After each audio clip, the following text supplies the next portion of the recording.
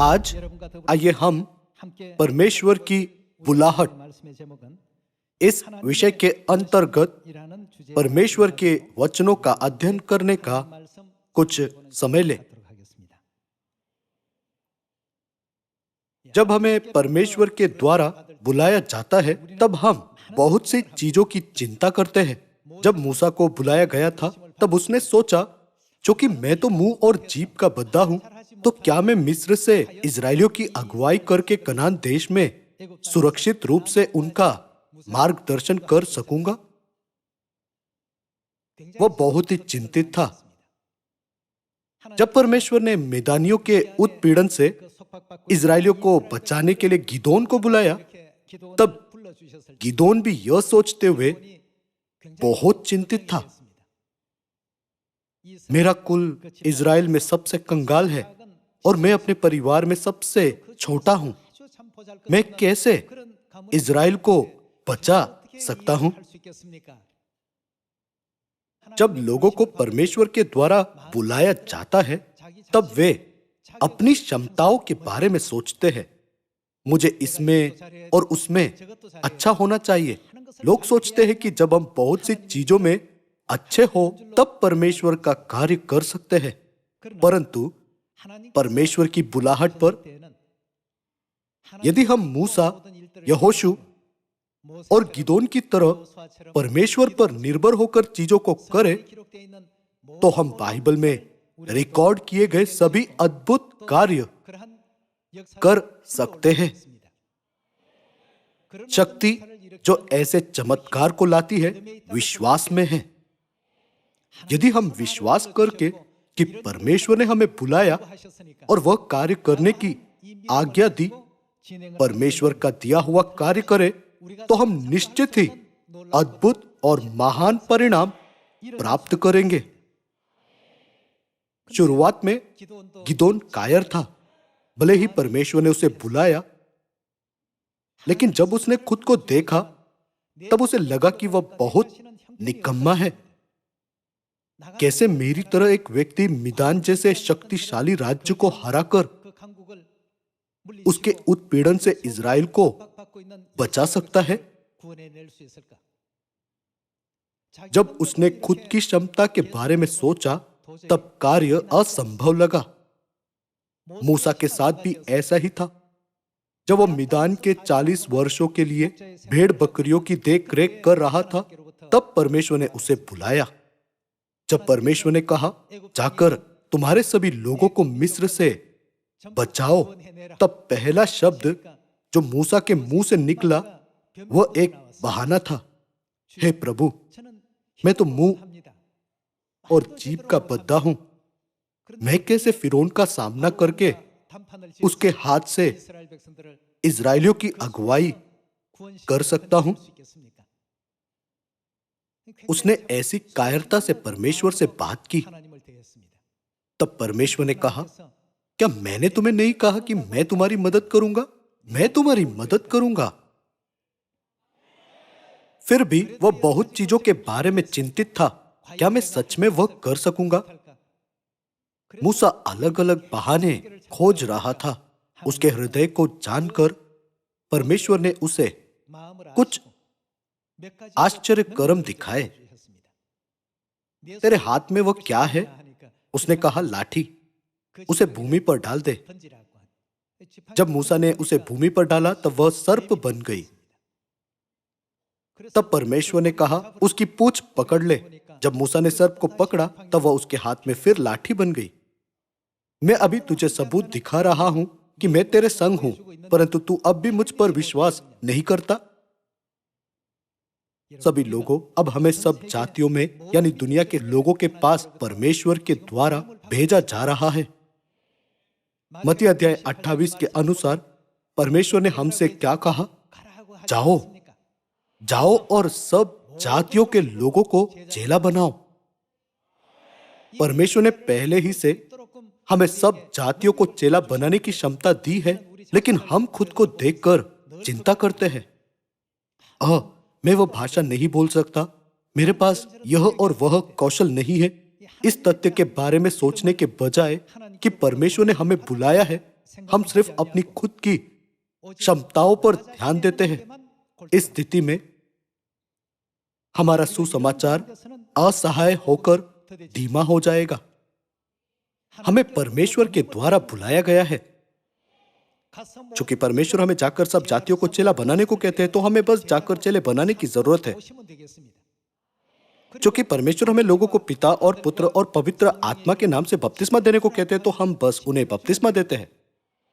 चूंकि परमेश्वर हमें लोगों को सब आज्ञाएं जो उन्होंने हमें दी है सिखाने को कहते हैं, तो हम बस उन्हें सिखाने का कार्य करते हैं। और चूंकि परमेश्वर हमें कहते हैं कि परमेश्वर की सभी आज्ञाओं को मानने में उनका मार्गदर्शन करो, तो हमें बस ऐसे करने की जरूरत है। लेकिन हम गलती से सोचते हैं कि यह सभी क्षमताएं हम में से निकलती है। जब 300 योद्धा 1,35,000 मिदानियों से लड़े, तब क्या गिदोन ने उसकी खुद की शक्ति से उन्हें हराया? बिल्कुल नहीं। इसलिए परमेश्वर ने कहा, मैं तुम्हारी मदद करूंगा। क्या मैंने नहीं कहा कि मैं तुम्हारे संग रहूंगा? मैं तुम्हें तुम्हारी क्षमता से मिदानियों को हराने के लिए नहीं कह रहा, मैं उन्हें मेरी शक्ति से हराऊंगा।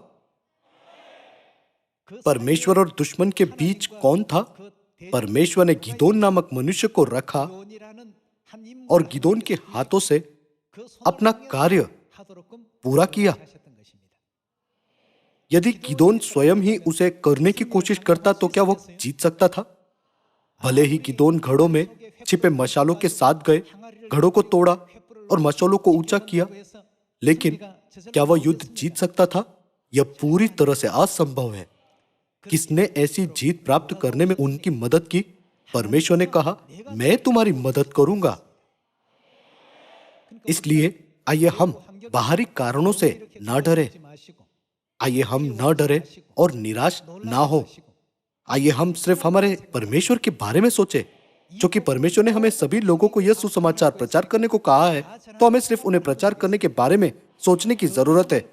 जब तक हमारे पास ऐसा विश्वास है, तब तक परमेश्वर निश्चित ही पवित्र आत्मा के द्वारा महान बदलाव लाएंगे। फिर भी गिदोन ने कहा, हे प्रभु, मैं सबसे कंगाल कुल में से सबसे छोटा हूं। मैं कैसे मिदानियों की ऐसी विशाल सेना को हरा सकता हूं? खेद महसूस करते हुए परमेश्वर ने कहा, गिदोन, मैं तुझे खुद से लड़ने को नहीं कह रहा। क्या मैंने तुझे नहीं कहा कि मैं जीत प्राप्त करने में तेरी मदद करूंगा?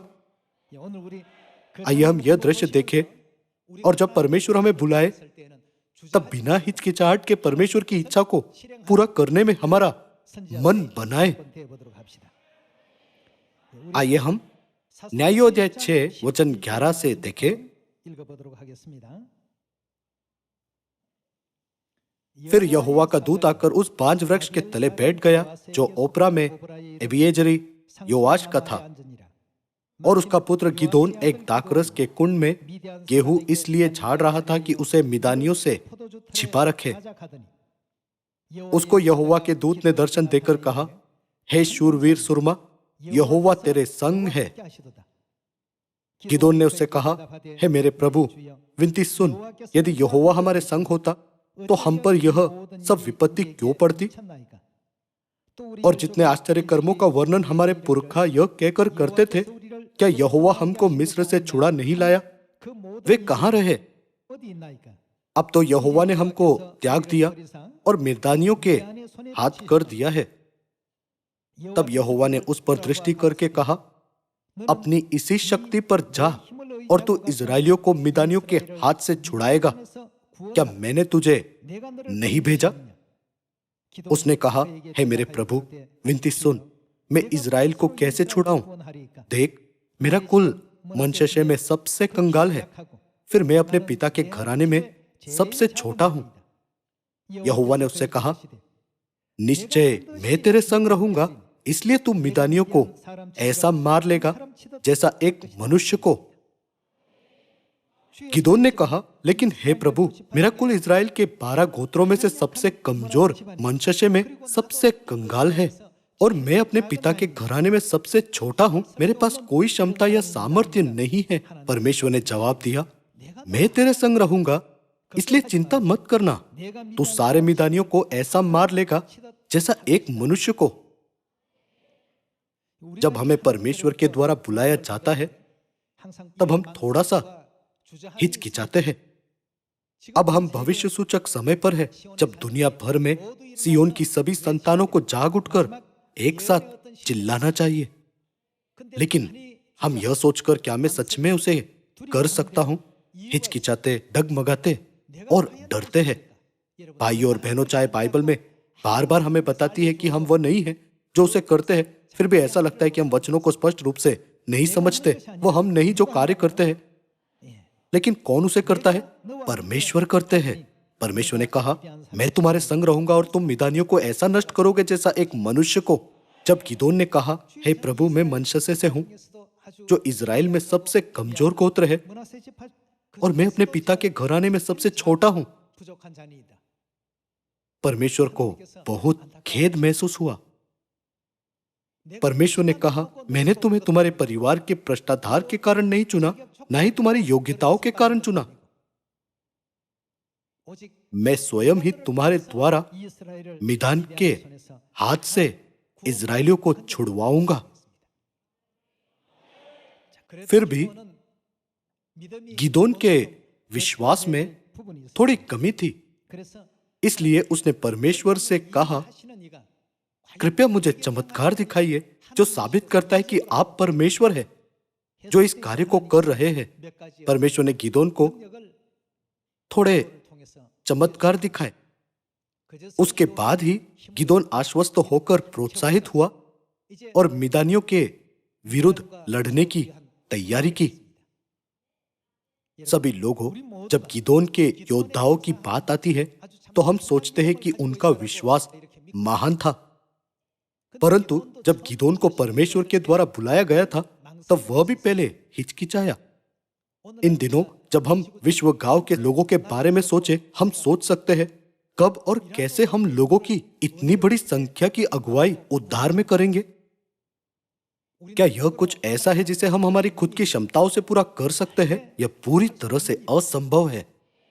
इस असंभव मिशन के लिए परमेश्वर ने प्रतिज्ञा की, मैं तुम्हारे संग रहूंगा और इसलिए तुम सारे मिदानियों को नष्ट करोगे जैसे एक मनुष्य के विरुद्ध लड़ रहे हो।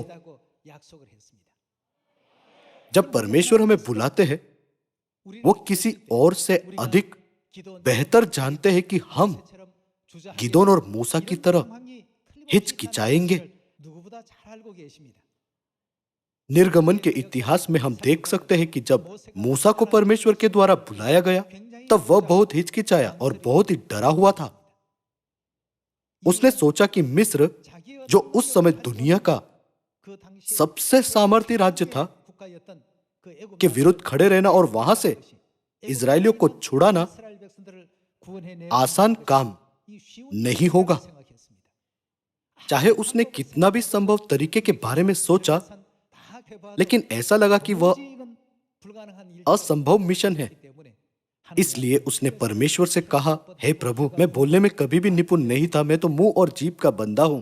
निर्गमन की पुस्तक में हम मूसा को ऐसे बहाने बनाते देख सकते हैं। गिदोन भी शुरुआत में हिचकिचाया। भले ही वह हिचकिचाया, लेकिन जब उसे विश्वास हुआ कि परमेश्वर उसके संग है तो वह एक महान योद्धा बन सका, जिसने सिर्फ 300 सैनिकों से 1,35,000 मिदानियों को हराया। हम अभी परमेश्वर के सुसमाचार का प्रचार हर क्षेत्र में कर रहे हैं।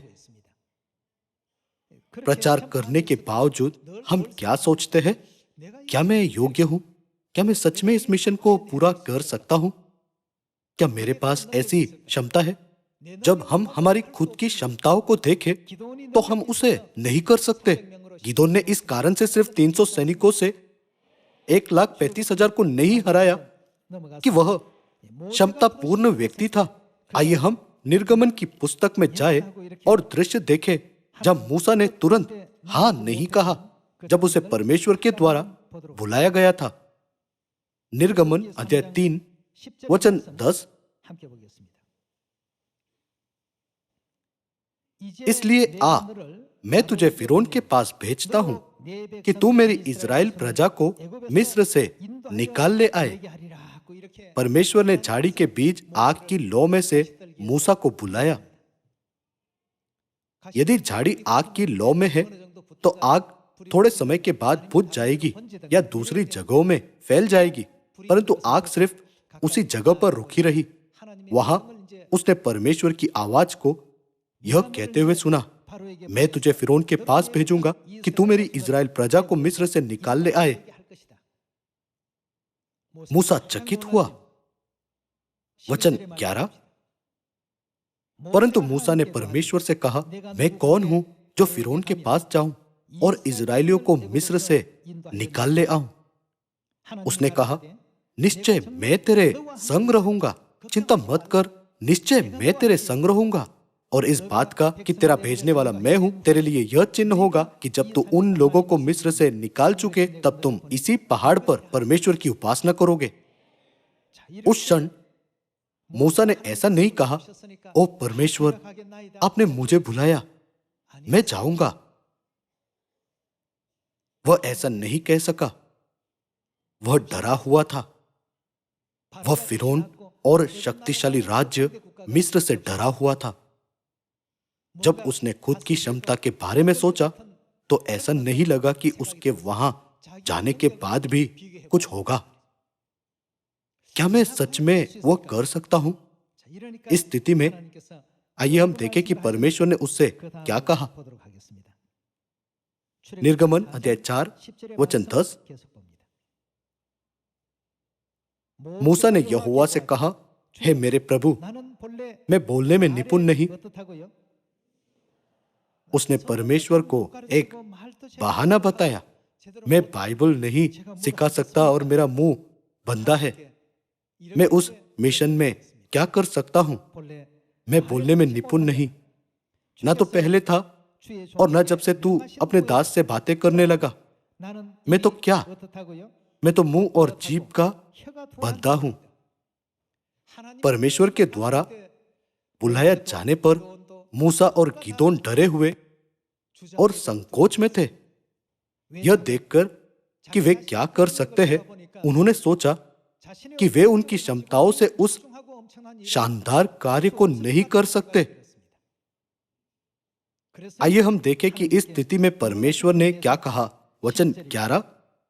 यहोवा ने उससे कहा, मनुष्य का मुंह किसने बनाया है और मनुष्य को गूंगा या बहरा या देखने वाला या अंधा मुझ यहोवा को छोड़ कौन बनाता है? अब जा, मैं तेरे मुख के संग होकर जो तुझे कहना होगा वह तुझे सिखलाता जाऊंगा। तब भी मूसा अपने विचारों को नहीं निकाल सका। वचन 13। उसने कहा, हे मेरे प्रभु, कृपया किसी और को तू भेज। उसका मतलब था, मुझे नहीं लगता कि मैं सही व्यक्ति हूं। हे मेरे प्रभु, कृपया किसी और को तू भेज। तब यहोवा का कोप मूसा पर भड़का और उसने कहा, क्या तेरा भाई लेवीय हारून नहीं है? मुझे निश्चय है कि वह बोलने में निपुण है और वह तुझसे भेंट के लिए निकला आता है और तुझे देखकर मन में आनंदित होगा। इसलिए तू उसे ये बातें सिखाना और मैं उसके मुख के संग और तेरे मुख के संग होकर जो कुछ तुझे करना होगा वह तुमको सिखलाता जाऊंगा। परमेश्वर की बुलाहट पर मूसा और हारून फिरौन के पास गए और उससे कहा, इजरायलियों को जाने दे।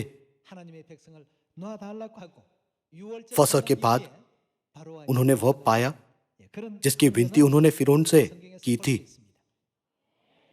सभी लोगों, इस इतिहास का पुनः विचार करके हम महसूस कर सकते हैं कि बाइबल में हमारा प्रतिबिंब है जो इस युग में रहते हैं, है ना? यह सच में वह कार्य है जो हम करते हैं। हम यह सोचते हुए हिचकिचाते हैं, क्या मैं सच में वह कर सकता हूं? क्या इस देश के लोग मेरे प्रचार को सुनेंगे? इस क्षेत्र में रहने वाले लोग ऊंचे दर्जे के हैं। यदि मेरी तरह कोई उन्हें प्रचार करे तो क्या वे हमारा संदेश ग्रहण करेंगे?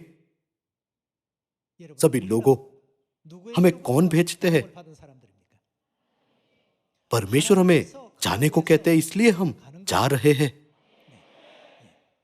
जब मूसा गया तब परमेश्वर ने पहले से ही चीजों को तैयार किया था जो इजरायलियों को मिस्र से बचाने के लिए जरूरी थी। परमेश्वर ने पहले से ही सब कुछ तैयार किया ताकि मूसा कार्य को पूरा कर सके, है ना? यदि हम स्वर्ग के राज्य की आशीष को प्राप्त करना चाहते हैं तो हमें परमेश्वर के कार्य पर विश्वास करने के लिए विश्वास की जरूरत है। परमेश्वर हमें भेजते हैं गिदोन और मूसा की तरह। परमेश्वर हमें भेजते हैं, तब हमें पृथ्वी की छोर तक भी जाना चाहिए और यह विश्वास करके कि परमेश्वर ने हमें भेजा है, हमें निडरता के साथ प्रचार करना चाहिए। जब हम उन्हें सुसमाचार सिखाए, तब अद्भुत चमत्कार जिसकी हमने कभी कल्पना नहीं की होंगे। दुनिया के सबसे मजबूत राज्य मिस्र ने भी मूसा के सामने अपने हाथ उठा दिए। फिरौन ने अपने हाथों को मूसा के सामने उठाया, जो मुंह और जीभ का बद्धा था। क्या उसने मूसा के सामने आत्मसमर्पण किया? उसने और उसके लोगों ने परमेश्वर के सामने आत्मसमर्पण किया। परमेश्वर ने मूसा के द्वारा इस कार्य को किया। गिदोन के साथ भी ऐसा ही था। मनश्शे के गोत्र से उसके पिता के घराने में सबसे छोटा होने के रूप में वह क्या कर सका? कुछ नहीं। इसलिए परमेश्वर ने कहा, मैं तेरे संग रहूंगा, चिंता मत कर। परमेश्वर ने हम सभी से प्रतिज्ञा की है कि वो हमारे संग रहेंगे। आइए हम मत्ती अध्याय 28 वचन 18 पर एक नजर डालें। यीशु ने उनके पास आकर कहा, स्वर्ग और पृथ्वी का सारा अधिकार मुझे दिया गया है, इसलिए तुम जाओ और क्या करो? सब जातियों के लोगों को चेला बनाओ और उन्हें पिता और पुत्र और पवित्र आत्मा के नाम से बपतिस्मा दो और उन्हें सब बातें जो मैंने तुम्हें आज्ञा दी है मानना सिखाओ। और देखो, मैं जगत के अंत तक सदा तुम्हारे संग हूं। परमेश्वर ने कहा, मैं तुम्हारे संग हूं, अब जाओ, जाओ, सब जातियों के लोगों को चेला बनाओ और उन्हें पिता और पुत्र और पवित्र आत्मा के नाम से बपतिस्मा दो। उन्हें सब बातें जो मैंने तुम्हें आज्ञा दी है मानना सिखाओ। इस मिशन की घोषणा सारे जगत में की गई है। क्या आपको लगता है कि यह नहीं होगा? यह मिस्र में हुआ और मिद्यानियों के हराने के इतिहास में भी हुआ। यह तब हुआ जब यरीहो गिर गया। उनके साथ कौन था? परमेश्वर। यह कुछ ऐसा नहीं कि कुछ पुरोहित कर्मचारी को ही यह करना है, लेकिन यह कार्य हम सभी को करना चाहिए।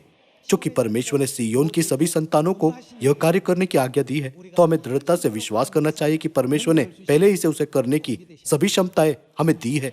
हमें संपूर्ण रूप से इस पर विश्वास करना चाहिए। क्या माता ने पहले ही सिय्योन में हमारे सभी भाइयों और बहनों को महान सेवक बनने के लिए नहीं कहा? तब हमें महान सेवक बनना चाहिए। मैं अब भी नहीं जानता कि कैसे बताना है। मैं मुश्किल से खोज सकता हूं कि बाइबल में उत्पत्ति या प्रकाशित वाक्य कहां है। इस स्थिति में मैं कैसे उस कार्य को कर सकता हूं? सभी लोगों, परमेश्वर सभी चीजों को पूरा होने देते हैं, सिर्फ यदि हमारे पास आत्माओं को बचाने का विश्वास हो। तो परमेश्वर हमें मूसा, गिदोन और यहोशू की तरह बनाते हैं। क्या परमेश्वर ने प्रतिज्ञा नहीं की, मैं जगत के अंत तक सदा तुम्हारे संग रहूंगा? प्रचार करना वह कार्य नहीं जिसे सिर्फ निपुणता से बोलने वाले व्यक्ति कर सकते हैं। यह वह कार्य है जिसे सिय्योन की सभी संतान कर सकती है, जब तक हम संतान हैं जो परमेश्वर के साथ है। यदि आप सोचे यह व्यक्ति अच्छा कार्य करेगा क्योंकि वह बोलने में निपुण है, यह व्यक्ति अच्छा कार्य करेगा क्योंकि उसके पास ऊंचा शीर्षक है, यह मनुष्य के विचार है। यदि हम मनुष्यों के विचारों को त्याग दें और विश्वास करें कि परमेश्वर हमारे साथ है, तो भले ही हम मुंह के बद्दे हैं, लेकिन हम मूसा और गिदोन की तरह अच्छा कार्य कर सकते हैं। यदि परमेश्वर हमारे साथ है तो हम सब कुछ कर सकते हैं। क्या मैंने नहीं कहा कि मैं तुम्हारे संग रहूंगा? मत्ती 28 में परमेश्वर ने क्या कहा? मैं जगत के अंत तक सदा तुम्हारे संग रहूंगा। अवश्य ही हम हमारे पड़ोसियों, हर किसी को जिसे हम मिलते हैं, हमारे दोस्तों, रिश्तेदारों और जान पहचान वालों को प्रचार कर सकते हैं। यदि हम उनके हृदयों में सुसमाचार बोए, तो चाहे वे सुने या ना सुने, लेकिन उनमें कुछ जाता है। इसीलिए हमें सुसमाचार का प्रचार करना जारी रखना चाहिए। जब प्रचार करने की बात आती है तब हमें कायर नहीं होना चाहिए। जैसे गिदोन ने कहा, हे प्रभु, मैं कैसे यह कार्य कर सकता हूं? मैं सबसे छोटा और मनश्शे के गोत्र में सबसे कंगाल हूं। मेरी तरह कोई कैसे ऐसा कार्य कर सकता है? मुझे डर लगता है। परमेश्वर ने कहा, गिदोन, मैं तेरे संग रहूंगा, चिंता मत कर। मैं तेरी मदद करूंगा ताकि तू एक साथ सभी मिदानियों का नाश कर सके। परमेश्वर जिन्होंने यह वचन कहे, वह अब हमें यह कहते हुए भेज रहे हैं, सामरिया में और पृथ्वी की छोर तक सुसमाचार का प्रचार करो, मैं तुम्हारी मदद करूंगा। इस क्षण से माता के वचनों के अनुसार सियोन के सभी भाई और बहनों को महान सेवक बनना चाहिए। हम आखिरी स्वर्गीय नागरिक हैं जिन्हें परमेश्वर के द्वारा बुलाया गया है। क्या आपको इस पर विश्वास है? यदि आप इस पर विश्वास करें तो कृपया उस विश्वास को कभी ना खोए। इस विचार को फेंकिए कि यह इसके कारण या उसके कारण असंभव है, लेकिन बस यह याद रखकर आगे बढ़िए कि हमें परमेश्वर के द्वारा बुलाया गया है। इसलिए जब हमें परमेश्वर के द्वारा बुलाया जाता है तब हमें खुद को सिर्फ एक प्रश्न पूछना चाहिए। खुद को यह प्रश्न पूछने के बजाय, क्या मेरे पास क्षमता है? क्या मैं कार्य करने के योग्य हूं? हमें इस प्रश्न पर ध्यान देना चाहिए, मुझे कौन बुलाता है? यदि हमें परमेश्वर के द्वारा बुलाया गया है तो जब तक हम दृढ़ता से विश्वास करके कि हमें परमेश्वर के द्वारा भेजा गया है सुसमाचार का कार्य करें, तो हमें चिंता करने की या किसी चीज से परेशान होने की जरूरत नहीं है।